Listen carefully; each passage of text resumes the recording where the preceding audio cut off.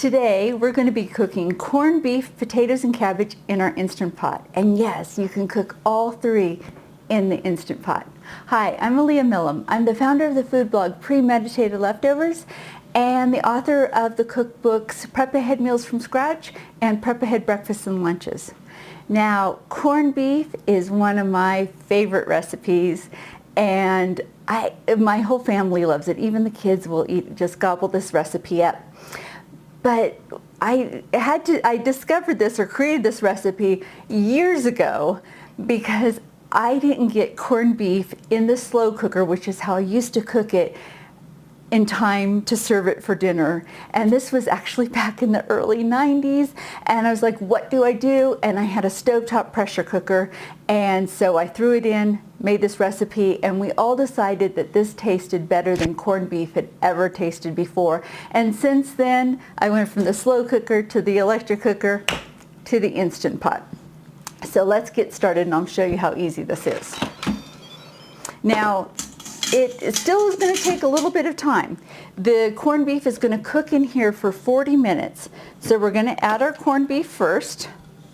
We'll put that in that plate. Put that in there. You can use a 2 to 4 pound brisket or round, whichever you prefer. I'm going to toss these in the sink. Okay, then after we have that in, I add red potatoes. And I add a couple pounds of larger potatoes. Now, I've cut off the eyes, and these potatoes, they're organic potatoes. And what I found is that organic potatoes tend to go green faster at the grocery store than regular potatoes. I don't know why. And so I cut off some of the green spots. So if your red potatoes are in perfect shape, no eyes, you can just throw them in whole if you wish to. I like to.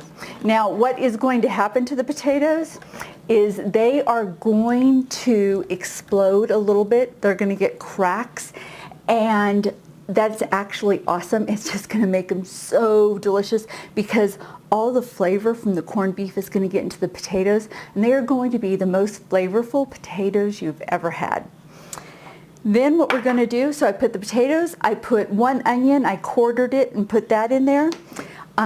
You can just put whole garlic cloves if you want to. I put a total of 8, or you can mince it and put it in minced if you wish. I'm going to go ahead and mince it. It will get all throughout there, and my youngest son won't eat a whole garlic clove, but he will eat the minced garlic. So you can do it just based on your family and what they prefer. And then we have, oh, here's another little piece of onion, the spice packet.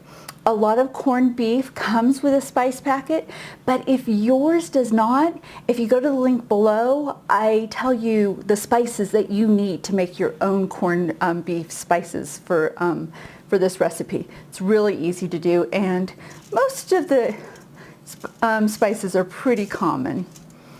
Okay, then we're going to add some beef broth. Could have put those in before the spices if we'd wanted to. I'm just going to pour it around the edge so the spices kind of stay on top. Usually I put the beef broth in before I put the spices. Doesn't matter. Either way, you want 1 cup of beef broth. If you don't have beef broth on hand, you can use vegetable broth or you can use water. Okay, so we are ready to go. All we're going to do now, we're going to turn this so it's to sealing. And let me turn this around. I know people like to see this. If you cook meat or stew, it's not going to be long enough. So I push the meat and stew button, and then I add more time. If you don't have a meat or stew button, you can choose manual and choose high pressure. If you don't have a manual button or a meat or stew button, because all the Instant Pots are different, aren't they?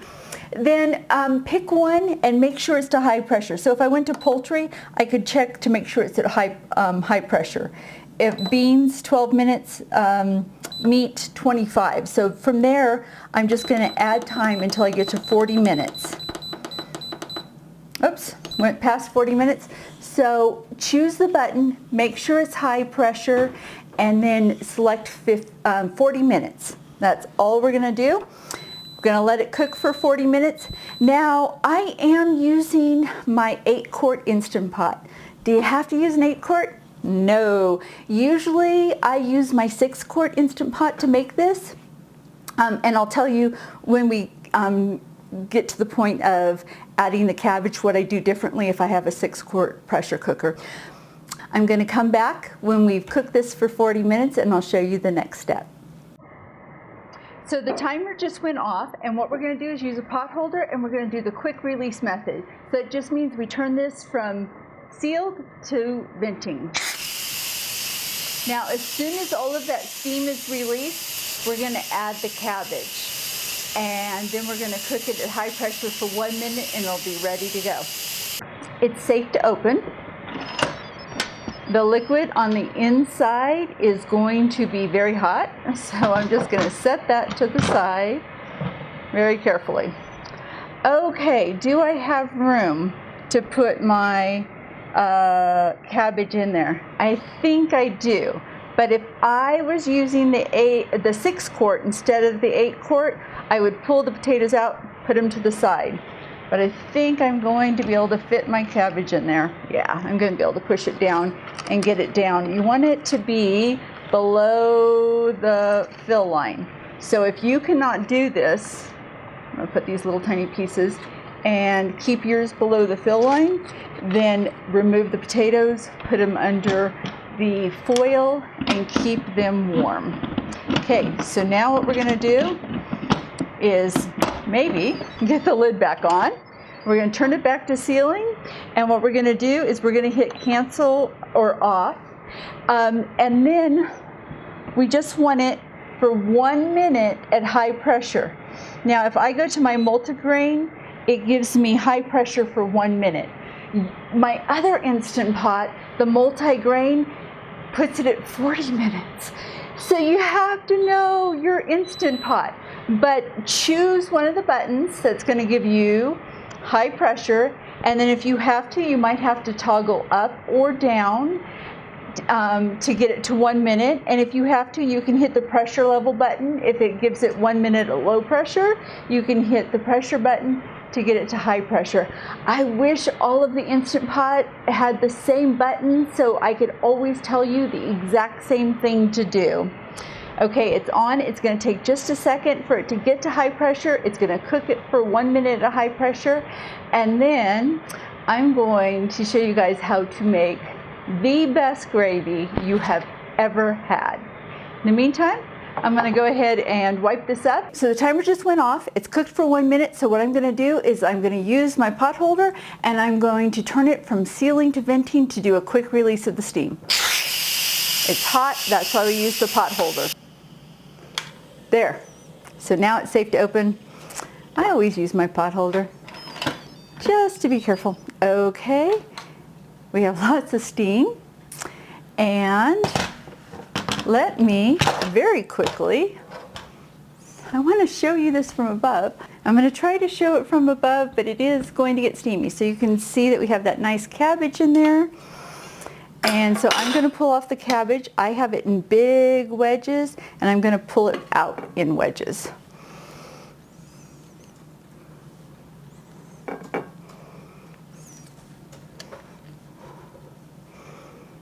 And then I'll just slice that up for my family. And the potatoes are really falling apart. Let's put the cabbage up there because it might be a bit. You can see the cracks in there. What our family does is once I have this gravy made, we mash up our potatoes and then we serve it with the gravy, this corned beef gravy on top. It's just out of this world, delicious. So flavorful. You're not going to need any butter between the potatoes and the gravy with the seasonings. It's going to be delicious. That potato fell apart. It was right next to the side and that one fell apart. I think that was one of the ones that I mostly peeled. They will fall apart more if the more they've been peeled. Okay, so What I'm going to do now is I'm going to just grab the meat, and you can see it's cooked all the way through. If you should take a thermometer check and make sure. I believe we want our roast cooked all the way through to 145 degrees. Okay, so I'm going to now pull the rack out, and I'll just put that right there for now. And then what I'll do is I'll just grab up the last of any of the vegetables that are still in there. There's a little bit of potato and onion and cabbage floating around down there. Now I'm just going to show you one thing you can do.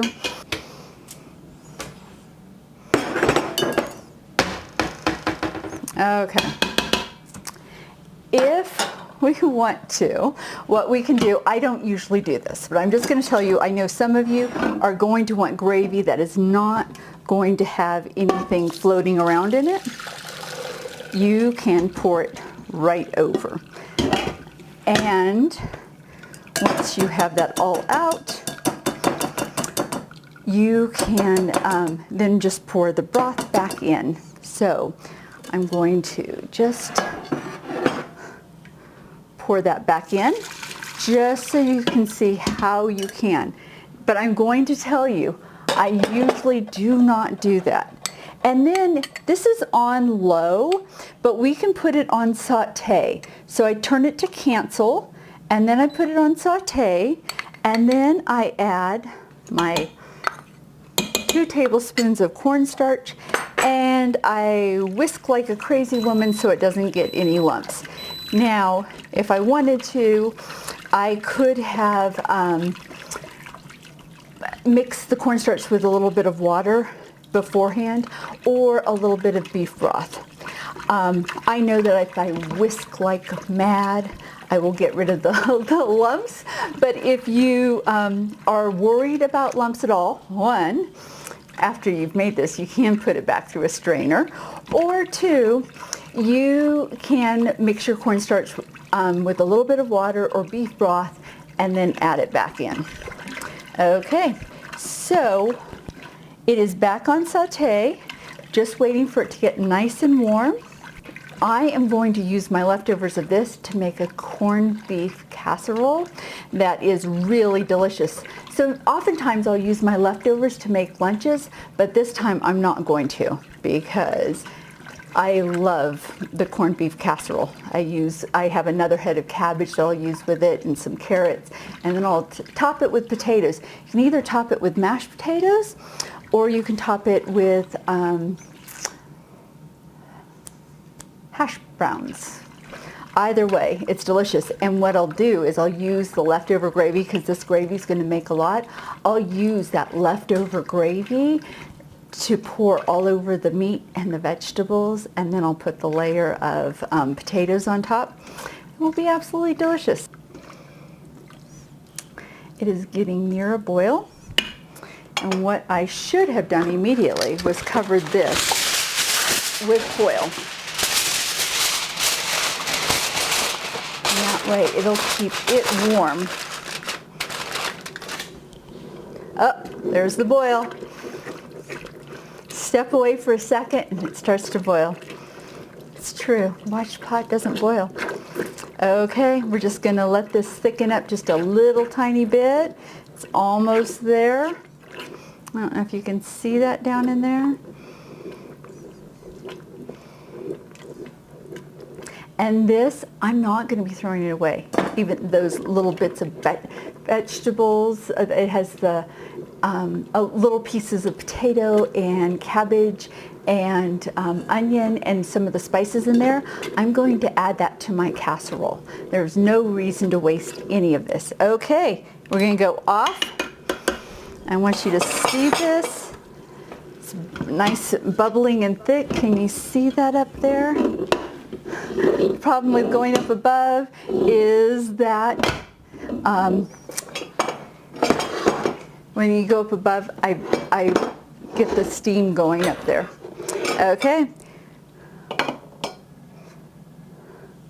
There's the gravy. We're ready to go. All right.